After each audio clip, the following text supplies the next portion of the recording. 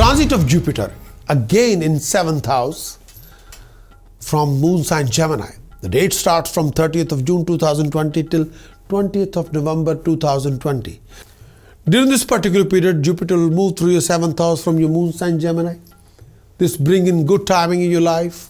You may expect you will enjoy like a comfort, material comfort, companionship, exotic cuisines, lifestyle, acquiring a property, and you spend a lot of time in leisure time being entertained, even expect to be honored by higher authorities.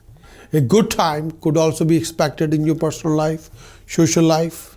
You may expect to meet and befriend men of distinction. It could also prove to be beneficial for you.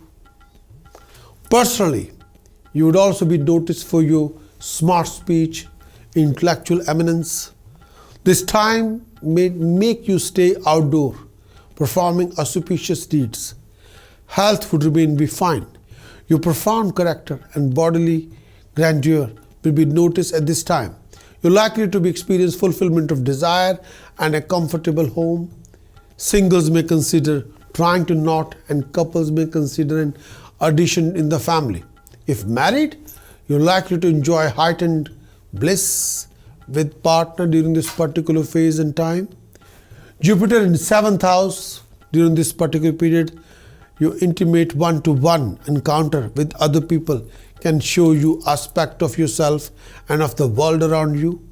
By and large, this transit favors the formation and maintenance of all kind of partnership, including marriage, relationship, companionship. Although this transit by itself does not especially indicate marriage all the time. It does not make a marriage work very well at this time. You have to be extra careful if you're joining together. Yes, if you want to get married, then you got to be extra careful. During this particular transit, you'll encounter people who can help you out of their way in various ways. You approach all relationship with this idea that you are another person should help each other. That's the best way. You're not inclined to go it alone now, and you would be well advised not to. You cannot incline to go it alone now. No. You very much need another person's assistance, not because you are a weak individual, not at all, but because the other person fulfills their duty as well, individuality. This is also a good time to call in a professional for any kind of assistance you need, especially a lawyer, and also a doctor, other consultant, as well as personal counselor. If you have to go to court at this time, especially in a civil suit, civil court, the outcome should be favorable, although it's important to make sure that you have every angle covered. Don't take this transit for granted, for you might overlook some details that could trip you up. Also, don't try to get more than you due, nor overestimate what you are to get that could get you into trouble. As with every other Jupiter transit, this one requires a certain amount of modernization in order to get most out of it.